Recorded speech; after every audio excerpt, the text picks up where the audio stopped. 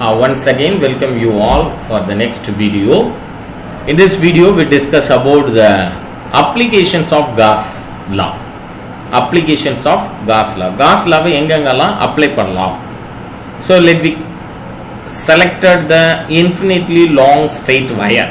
This is the infinitely long straight wire. It has only the positive charge. Consider as only positive charge. இதுல எது மட்டும் தான் இருக்கு? Positive charge மட்டும் தான் இருக்கு. So in the we can selected the two surface area on the wire, infinitely long straight wire. One surface area name is called as a A1. Another one surface area called as a A2.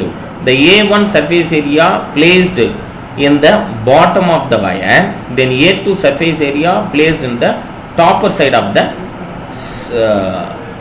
wire, topper surface area of the wire. So this is the selected area, that means closed surface area, arbitrary charged configuration. So electric field due to any arbitrary charge configuration can be calculated cause using Coulomb's law. ஒன்னு Coulomb's law வச்சு find out பண்ணலாம் electric field, or otherwise electric Gauss law வச்சு find out பண்ணலாம். So now let me start. Electric field due to an infinitely long charged wire. This is the infinitely long charged wire. இதுல charge density, that means இந்த surface area full occupied பண்ணிட்டு இருக்க charge னுடைய value, that means charge density, it is represent lambda. அது என்னன்னு பண்றோம், நம்ம lambda ன்னு select பண்றோம்.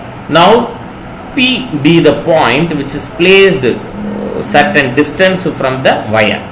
That distance is represent small r. அதை நம்ம எப்படி represent பண்றோம், small r னு represent பண்றோம். So the point P experience the electric field due to the A1 and A2 surface area. அதுல இருந்து வர எவ்வளவு electric field experience பண்ணுது இந்த point P அப்படின்றத find out பண்ணணும். Throughout this circle, this circle experience the same amount of electric field. எந்த பாயிண்ட்ல நீங்க எடுத்துட்டாலும் எல்லா பாயிண்ட்லயுமே same amount of electric field தான் experience பண்ணும், because the distance between the point P and the surface area, either the A1 or A2, two surface area உடைய டிஸ்டன்ஸும் but and இந்த வயர்ல இருந்து P க்கு இருக்கிற டிஸ்டன்ஸ் எப்படின்னா சேமா இருக்கிறதுனால throughout the circle, அந்த சர்க்கிள்ல எந்த பாயிண்ட் நீங்க செலக்ட் பண்ணாலும் it is experience the same electric field. So now consider the infinite long straight wire having a uniform linear charge density. இந்த linear எதுன்னா linear directionல இருக்கிறதுனால linear charge density தான் நம்ம என்ன சொல்றோம், lambda, that means charge per unit length அப்படின்னு சொல்லலாம். So இதெல்லாம் நான் ஆல்ரெடி சொல்லிட்டேன். A1 A2ன்றது ஈக்குவல் டிஸ்டன்ஸ்ல இருக்கிற ஏரியா. அதுல இருந்து P என்ற பாயிண்ட நம்ம என்ன பண்றோம், செலக்ட் பண்றோம். ஈக்குவல் டிஸ்டன்ஸ்ல A1 and A2ல இருந்து ஈக்குவல் டிஸ்டன்ஸ்ல P என்ற பாயிண்ட் செலக்ட் பண்ணோம். The next, the resultant electric field due to these two charges element points radially away from the charge. இது வந்து radial அப்படினு சொல்றோம், ஏனா radius இல்லையா, இதுல இருந்து இது பார்த்தா சர்க்கிள்ல radius னு சொல்லலாம். அதனால இத radial னு நம்ம ரெப்ரசன்ட் பண்றோம். So radially away from the charged wire and the magnitude of electric field is same at all the points on the circle of radius. அத நான் சொன்னேன், all the circle-லயே நமக்கு point of electric field எப்படி இருக்கும், same இருக்கும். இது என்ன சர்ஃபேஸ்ல இருக்கு, நம்ம செலக்ட் பண்ண சர்ஃபேஸ் பாத்தீங்கன்னா consider as a cylindrical surface. அது ஒரு cylindrical surface இருக்கு. Now when we calculate the total electric flux in this closed surface, எவ்வளவு electric flux இருக்கு அப்படினு find out பண்ணோம். This is very very important 3 mark question, children, please note it down. So what is the formula for the electric flux? Phi is equal to line integral. ஞாபகம் இருக்கா, இது already சொன்னேன் இல்லையா, you remember this symbol? Yes, line integral or circle integral, because this is closed surface. அதனால line integral of E vector dot dA vector அப்படினு represent பண்ணுவோம். So is equal to, இங்க நம்ம பார்த்தோம்னா எத்தனை இதுன்னா, இது ஒரு curved surface, then bottom of the surface and top per surface. அப்போ 3 surfaceல வந்து electric field எப்படி experience பண்ணுச்சு point P அப்படின்றது total electric flux என்னும்போது curved surface E vector dot dA vector, line integral of E vector dot dA vector due to top surface என்னும்போது plus line integration of E vector dot dA vector plus bottom surface ன்னு சொல்லும்போது integration of E vector dot dA vector சொல்லலாம். So இதெல்லாமே total summation பண்ணோம்னா we can get the total electric flux. It is seen from the figure for the curved surface E vector is parallel to the A vector. Curved surface எப்படி இருக்குது? E vector இருக்கு. இந்த curved surface E vector க்கு parallel இருக்கு. Then E vector dot dA vector is equal to என்னன்னு சொல்ல நம்ம E dA vector. So E dA ன்னு ஆன்சர் வந்துரும். Because parallel இருக்கும்போது cos 0 degree ஆயிடும் 1 ஆயிடும். அதனால E dA. For the top and bottom surface E vector is perpendicular to the A vector. E dA is equal to, so E cos theta தானே, cos 90 degree 0 ஆயிடும். அதனால E dA is equal to 0. இங்க நம்ம select பண்ணோம் இல்லையா, இந்த surface ஏரியாவும் இந்த சர்ஃபேஸ் எலக்ட்ரிக் ஃபீல்டுக்கு எப்படி இருக்கு? பர்பெண்டிகுலரா இருக்கு. அதனால பர்பெண்டிகுலரா இருக்காதுன்னா 90 டிகிரி cos 90 டிகிரி ஆயிடும் 0. அதனால E dA vector is equal to 0 ன்னு நம்ம response. Substituting these value in the equation, apply in the equation நம்ம அப்ளை பண்ணோம்னா டாப் சர்ஃபேஸும் பாட்டம் சர்ஃபேஸும் is equal to 0 ஆனதுனால இந்த டூ டேர்ம்ஸும் 0 ஆயிடும். ரிமைனிங் டேர்ம் எது மட்டும் தான் இருக்கும்? phi is equal to integration of curved surface மட்டும் தான் இருக்கும். E vector d dot dA vector. So line integral of E into dA curved surfaceல already we know the formula for the electric flux. என்ன நமக்கு answer கிடைக்கும்? E Q enclosed அந்த enclosed surface ஏரியாவுல எவ்வளவு charges இருந்துச்சு, அதுனா enclosed surface area divided by medium epsilon naught. Since the magnitude of electric field for the entire curved surface is constant, entire surface லயும் magnitude of electric field எப்படி இருக்கும்? கான்ஸ்டன்டா இருக்கும். Then E is E calculate பண்ண போறோம் electric field. So this is ஒரு பாட்டமோ இல்ல டாப்பையோ consider பண்ண cylindrical ஷேப்ல infinitely long straight wire passing through this cylindrical closed surface area. So the lines of force are always acting in an outward direction because positive charge inave lines of force எந்த பக்கம் direction acting ஆகும்? outward direction. We can select this particular area normal area. இது parallel இருக்கு. normal and parallel surface area நம்ம எடுக்கிறோம்னா இது நமக்கு எப்படி surface area parallel இருக்கு electric field க்கு, faces தான் எப்படி இருக்குன்னா நார்மலா இருக்கு. Now taken out the integration, இது total surface ஏரியாவுல electric field எவ்வளவு find out பண்ணோம்னா we can take the integration symbol. So Q enclosed நம்ம என்ன சொல்லலாம்? charge density lambda into L. So lengthல எவ்வளவு சார்ஜ் இருக்கு, so Q enclosed is equal to lambda into L ன்னு represent பண்றோம். இந்த பாத்தீங்கன்னா இந்த வயர்ல full chargesம் lambda ன்னு ரெப்ரசன்ட் பண்றோம். charge per unitல linear charge density and full lengthலயும் எவ்வளவு இருக்கு? lambda into L. lambda is the linear charge density, charge per unitல. so E என்றது constant. throughout the areaவுலயும் electric field constant இருக்கு. line integral of curved surface dA into dA is equal dA integrate பண்ணா A ன்னு கிடைக்கும்.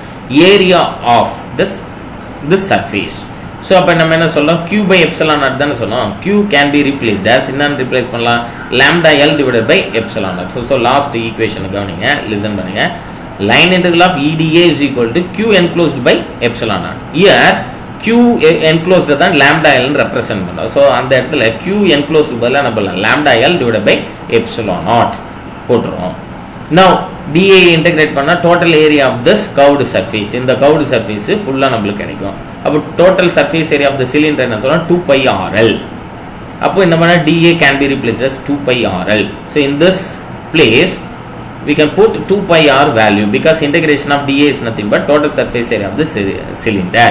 so 2 pi RL இந்த இடத்துல substitute பண்ணா E dot 2 pi R is equal to lambda L divided by epsilon naught ன்னு நமக்கு கிடைக்கும். lambda L divided by epsilon naught. so இங்க L ன்னு ஆயிடும், capital L கேன்சல் ஆயிடும்.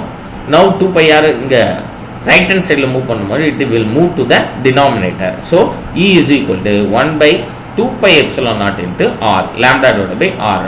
in vector notation நம்ம இத ரெப்ரசன்ட் பண்ணோம்னா E vector is equal to 1 by 2 pi epsilon naught lambda divided by R into R cap நம்ம represent பண்ணோம். so this is very very important 3 mark question children. the electric field due to the, so இங்க தான் நமக்கு வந்து objective type question என்ன ஆகுது start ஆகும். listen carefully. objective type of question நம்ம இங்க இருந்து ஸ்டார்ட் பண்றோம்.